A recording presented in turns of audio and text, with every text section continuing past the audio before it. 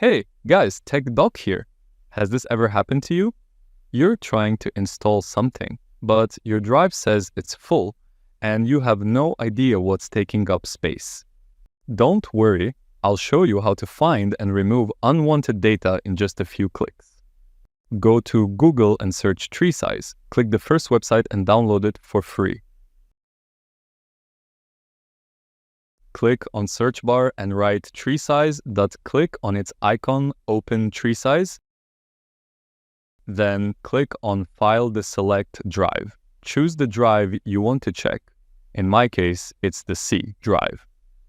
TreeSize will scan and show exactly which folders are using the most space. For example, here you can see CapCut's cache is taking up 8 GB of storage.